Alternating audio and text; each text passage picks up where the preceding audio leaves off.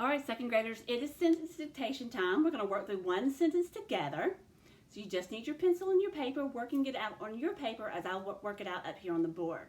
The sentence that we are going to do is, I left the pony's saddle in the stable.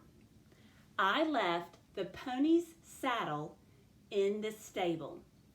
So begin with, we always start with a capital letter. I left. Let's stretch that one out. Left. I want you to listen for the vowel. Left. What kind of vowel do you hear? Do you hear an open vowel or do you hear a closed vowel? Left. Good. You hear a closed vowel. We hear closed vowel E. That's the E sound.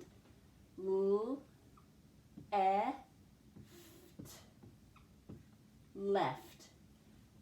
That E was closed off by the consonants, so it made it short sound. I left the, we've got the sight word the, ponies. Let's listen to that word, ponies. Now, I know I hear more than, I hear that pony's saddle, so that saddle belongs to the pony. In order to show that, I know I'm going to put an apostrophe S at the end. Pony's saddle. That apostrophe S will show that that saddle belongs to the pony. But let me try to figure out that spelling of pony.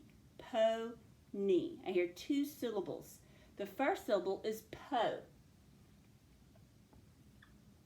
Po. I'm going to use an O to spell that open syllable O. That O is saying its name in po. O, open syllable. Knee. Now this is where I'm using the crybaby rule. If you remember the crybaby rule, in a word with two or more syllables, Y will make that long E sound at the end, or Y will spell that long E sound at the end.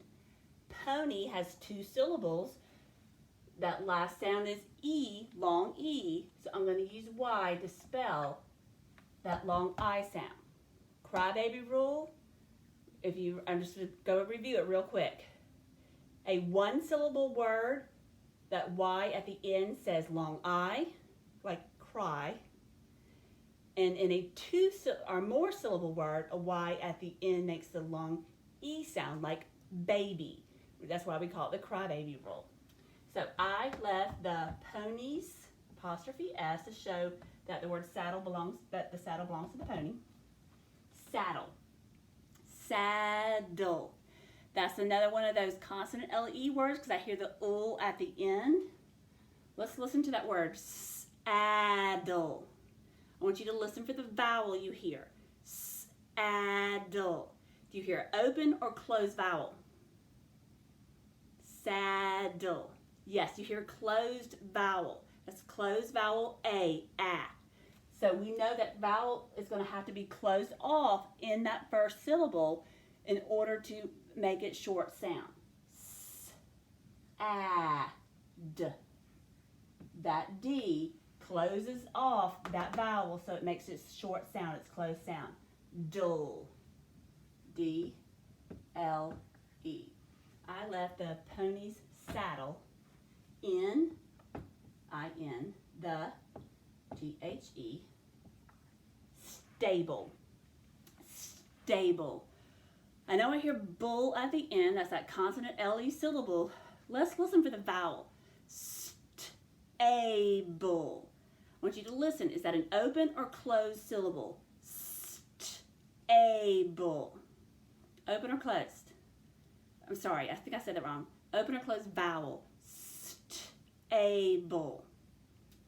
Yes, it's open. Stable. It's open. The A shouts its name A. So that first syllable, A, the consonant blend ST, A, open syllable A, stable, B-L-E, consonant L-E syllable. Let me reread this, make sure I got it right. Start with the uppercase letter. I left the pony's saddle in the stable. Now, I always say there's 3 things I do. I make sure I start with the uppercase letter, I make sure I spell my words correctly, and I make sure I use the correct punctuation. And since this sentence is telling me something, I know, or making a statement, I know I need to use a period there. So go ahead and check your sentence. Make sure it matches mine. Make sure you start with the uppercase letter. Make sure you use the correct punctuation mark. And that is it for our part of sentence dictation. You're going to move on to the draw it slides, and you know what to do there. You submit your answer either through Nearpod or taking a picture and sending it to Dojo. And hey, second graders, that is it for word dictation this year. I am so glad I got to work with you all these past few weeks, and I really hope that you will take these strategies that we have been working on in word study, put them in your toolbox, and use them to help make you a skillful reader and be successful in 3rd grade. Great job, guys. Miss you, and see you hopefully at Wrightsmill Road.